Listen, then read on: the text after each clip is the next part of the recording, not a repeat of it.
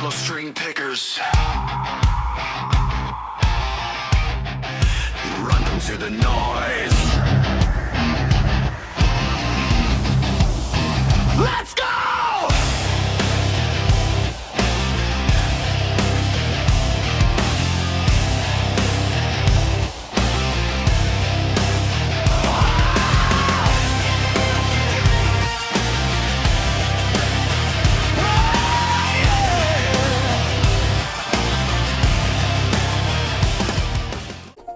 Are you really gonna look at this cute face and not subscribe?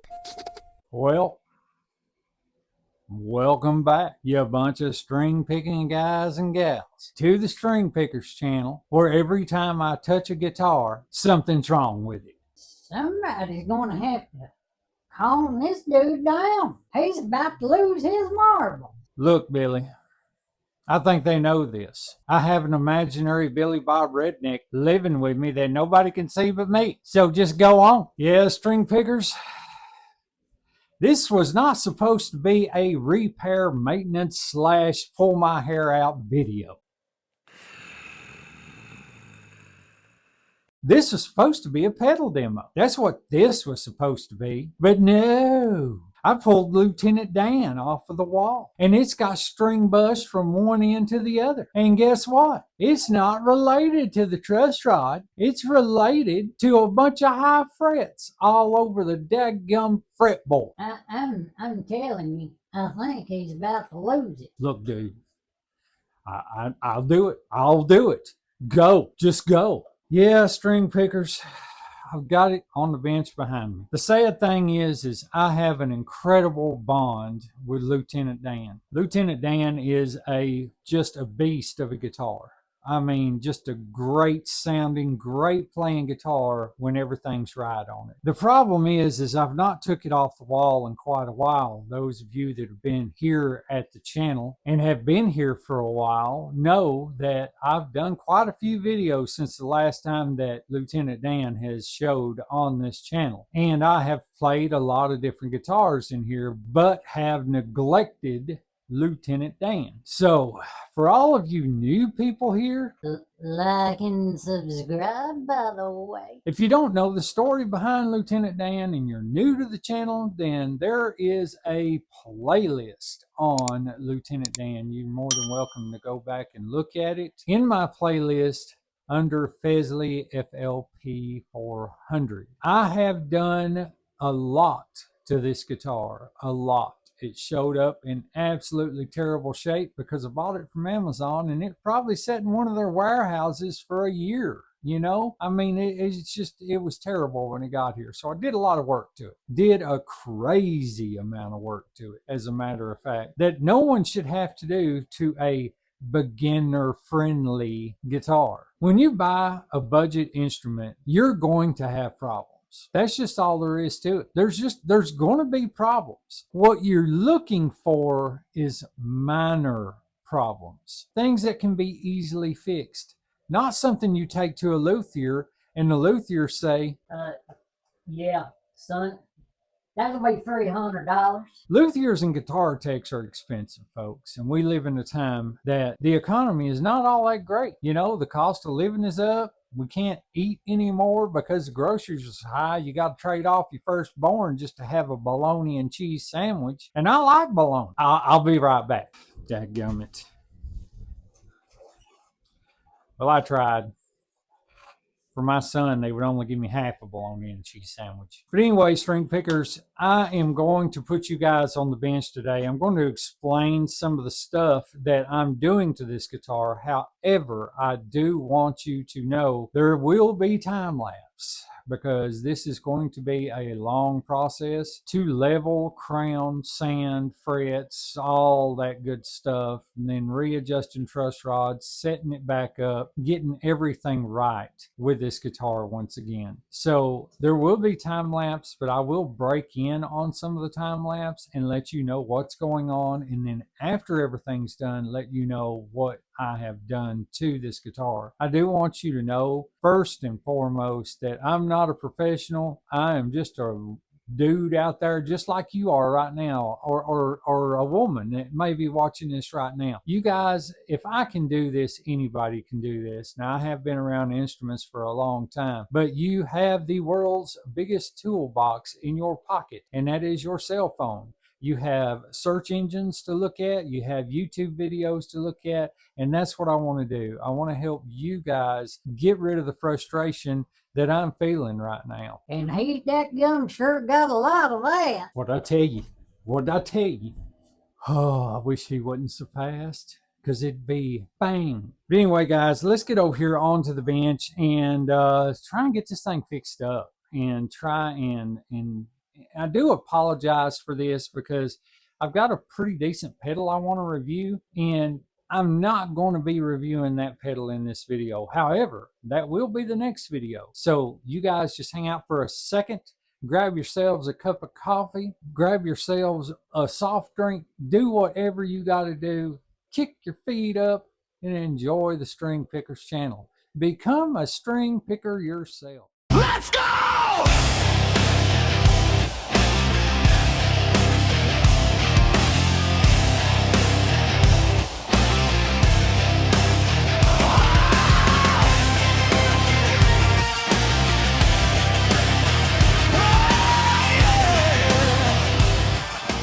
Okay, string pickers, I thought I'd stop the time lapse and talk a little bit about my old buddy Lieutenant Dan here. I really like this guitar, and I've not given it enough attention lately. And when I actually got it off of the wall, it had a lot of buzzing all over the board. Well, I've run the fret rocker over it, and it is terrible. Absolutely terrible. I just cannot believe, as good as this thing played, that it sounds like that now. Now, I did, and I will tell you, if you've watched a lot of videos on leveling frets, you'll know that the best thing to do is to put your fretboard conditioner or whatever you use on the fretboard to condition it, put it on first. Once you put it on, let it set for a little bit, wipe it off, do what you must to it, and then go back and check to make sure that you've got high frets, how bad they are. Well, I've got high frets everywhere. Where this studio is dried out lately is really taking effect on these guitars. So what I'm using, instead of working each fret, I'm leveling all of them. And to do that was I went across them with a marker all the way up. And you can use black. I just used blue because it shows up a little bit better to me against this black, or this whatever kind of wood that is. So once I done that, I went across every bit of it, and it looks like I am leveled in quite a few spots. So now what we need to do is we need to go back. I've got three sides to this actually. There's a coarse on the sides here. I actually went on the coarser side here. Yeah, this one. Went on the coarser side here to level them down, and I'm actually finishing it on the finer side of this. And basically what I do is make long, even strokes under the same pressure all the way up and down. At the same time, you want to make sure that your fretboard is level. I checked that right before I started this, and I got out this notch level right here. Got that out, placed that on there, and then what I usually do, what I like to do, is run my little pin light under it, make sure that I'm not getting any light whatsoever, because what I like to do is have the strings add the relief. And sometimes you have to add the relief after the strings are on there, but most of the time you can have a good flat neck and put 9s or 10s on there, and it adds just enough relief to keep any buzzing from happening. So we're going to go ahead and finish up, make a few more passes on this. I see a couple of spots it's not been really touched. Just long, even strokes, and just side to side all the way across. Now this is how I do it. There are people out there that probably do it a little bit different than I do.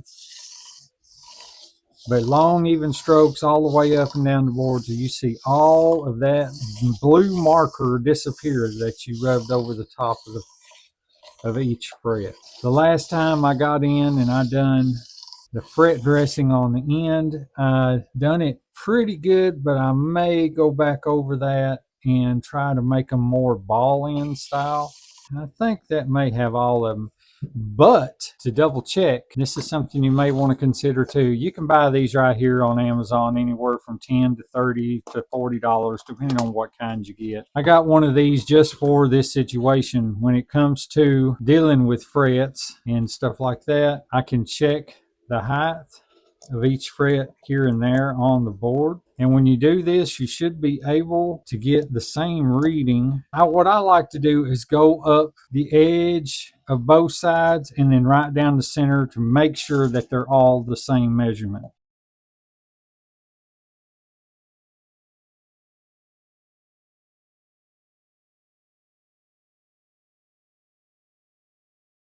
Okay, so every one of them is registering on average between 0.88 millimeter to 0.92 millimeter across the board. We're going to get into the crowning phase.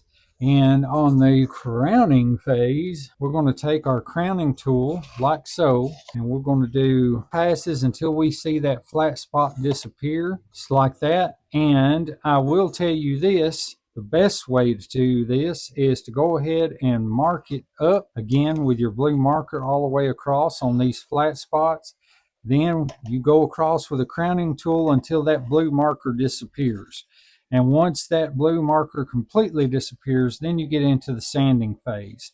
Once you get into the sanding phase, my suggestion is to start with somewhere around a 600 to 800 grit and work it good on each one of these and then move up from there, because you want these really, really smooth. So I'll probably stop around 2500 grit, somewhere maybe up to 3000, and get these really good and smooth, and then go over and polish every one of them. But for that, I'm going to set you guys up on a time lapse once again, and I just wanted to break in and tell you what I was doing. This is a long process, and I do not want this video to be 4 or 5 hours long. So once I do this, I'm going to go through and start sanding everything. Then I'm probably going to come in and dress the fret ends to where they look like ball frets. The last time I done these fret ends, I just knocked the sharp edges off. I didn't really try to make them ball end frets or anything, but we're going to take care of that too while we're at it. This thing, I can't have it buzzing. I just can't. This is a rock and roll machine, and I want to take care of this guitar because I plan on keeping it around for quite some time. I've gotten quite a bond with Lieutenant Dan, so I'm going to go over these and get them right and get this thing to playing like it's supposed to be playing.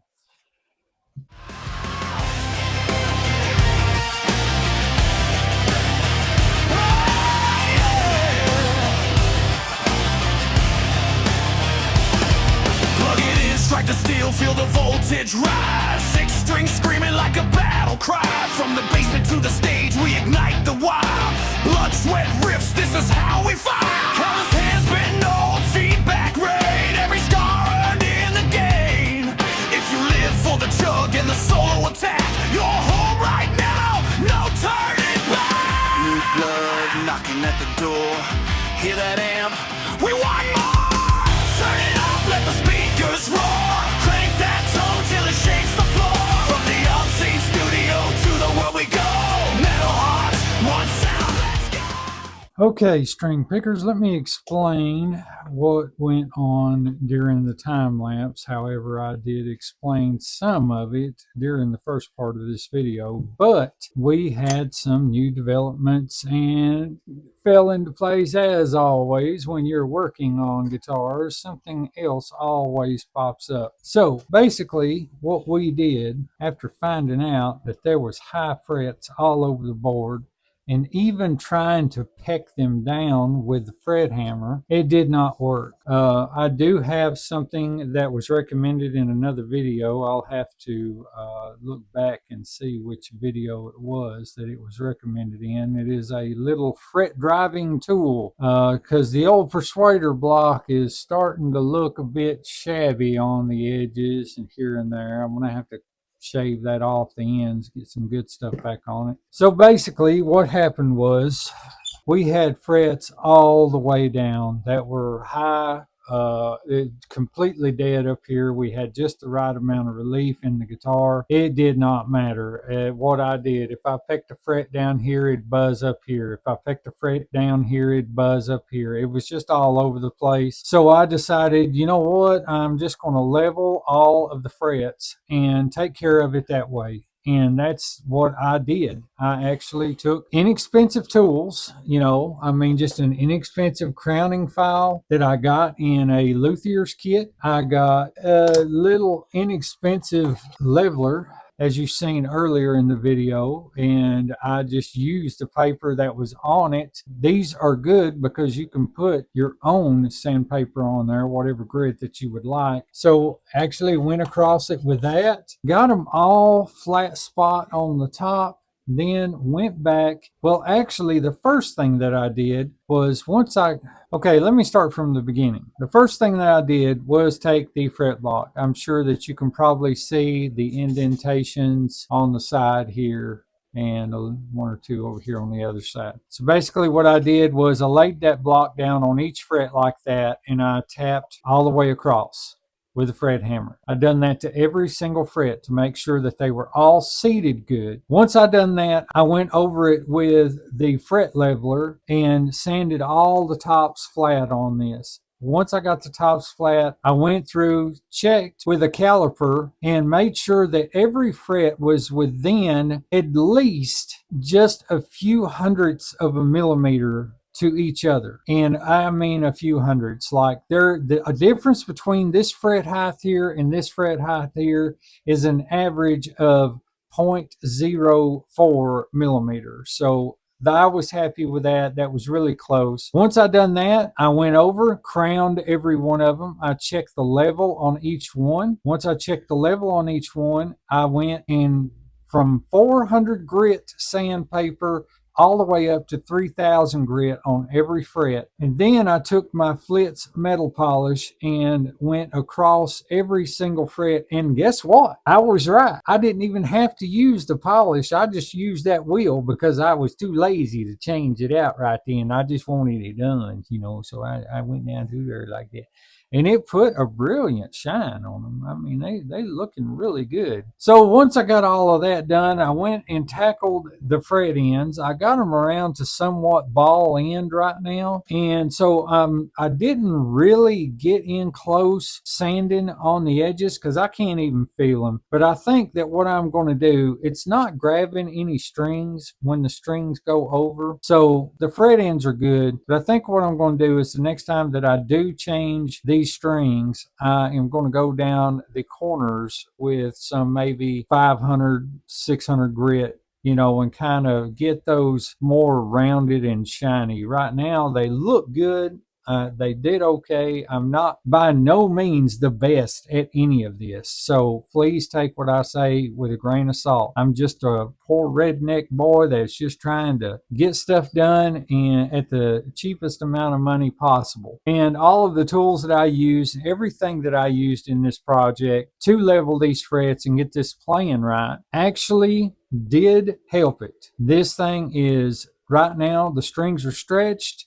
I've checked the tuning. The tuning's not dropping anymore, no matter how much I stretch them. Now, it will stretch within the 24 hours, very minute, but we have them to a point right now to where we can demo this thing, listen to it, even though I've went through every single fret and it's playing great. Our action right now is setting at 1.25 on the top E string. Let's do the D string, setting at 125 also. We are down just over 1 on the G, just over the 1 on the B string, and just over 1 on the E string. So we are really, really good on our action right now. To have no buzzing, that's phenomenal.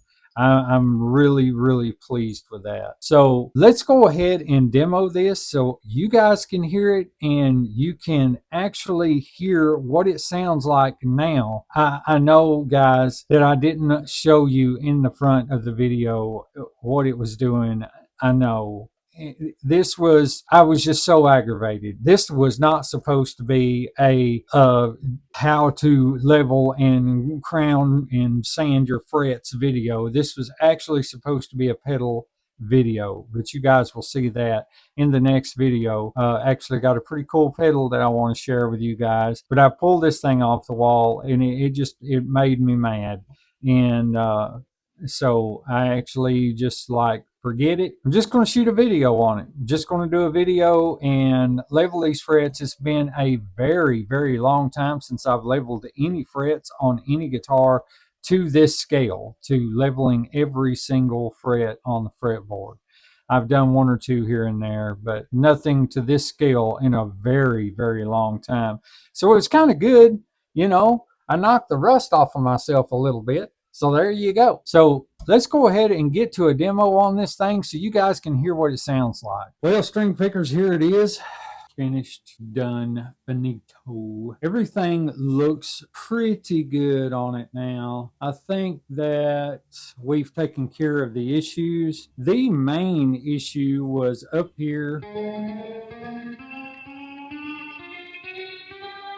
No buzz now. It was really bad right there because of the 2nd and 3rd fret. And then we had an issue down here at the 7th.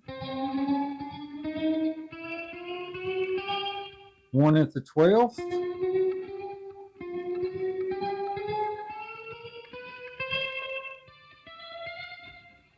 And let's see, we had one down here.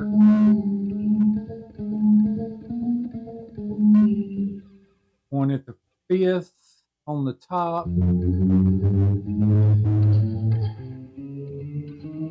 So yeah, it's taking care of it. And I've got my action back to just where I like it, which is really cool. So I'm going to do you guys a favor and play a demo with this guitar for you new people. Get ready to have your faces melted off.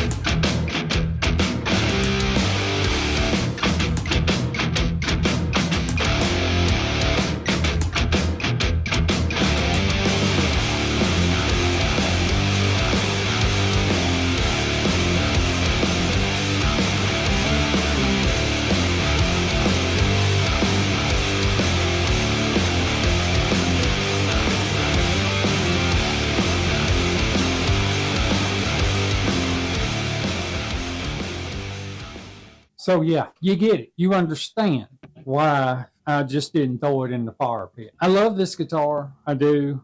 I never thought I would when I first got this guitar. 120 bucks is what I spent for it. And I think they even went cheaper after that. Not really sure. Seems like somebody commented on one of those videos and said they were $98 now. I will say this, if you do get one of these guitars and you or a family member happens to enjoy working on guitars, then this is the guitar for you, because I've done some work on this thing, but mainly because I love the feel of it. I love the feel of it. I love the sound of this guitar. It's just amazing. And this thing, I never thought that I would say that about a $100+ guitar, and I've got several in here around that price that are just fantastic. And you know, I had to make it mine. Number one, that's what I do. Number two, I had to straighten out some of the issues. When this thing showed up, the string alignment was off on the neck. Come to find out that there was all kinds of little nibs and splinters inside that neck pocket. I had to sand out of there, and then I had to shim the neck, adjust the truss rod. It had a ton of relief in it. But the tuners were really good tuners. The nut was cut just right. Everything about it besides that was pretty decent. I did put a push-pull in this guitar and took care of that deal. I've done a lot of work to this guitar, and I created a bond with it, because this is one of those guitars that I can sit in a dark room and close my eyes and play blues on. I can play any metal, anything on this guitar, because it's just that good of a guitar, you know, after I've done all the work to it. So yeah, guys, as always, if you have questions about anything that went on in the time lapse, just hit me up in the comment section below. I would like to thank all of the new subscribers to this channel. I've been watching this channel grow on a more steadily basis, which is really cool. Lets me know that you guys really like what you see. I know that I'm just a big old nut, and you guys, you know, that's what I do. I like to make people laugh, and I love to make people smile, and that's kind of another basis behind this channel. I really like and enjoy making someone's day better. So those two things is guitars, and just laughter is the best medicine. And I really appreciate you guys that are subscribing, that are leaving comments, all of you new people especially. Enjoy this guitar community. There are several of us in this community. I have a shout out board, and on the board are a few of those people. I usually change that from video to video. However, I didn't change it for this video, but it will be changed before the next video, because I give our other guitar community people sort of real estate, you might say, on this board to kind of get them out there so people can watch their channels too. There's some really good, smart people, just geniuses on that, and really just big-hearted guys that really love doing what I'm doing here as well. So as always, guys, thank you for hanging around for this one. I pray that you and yours are having the most blessed day ever. And I pray that the good Lord God himself is with you all. Until next time, later. Let's go!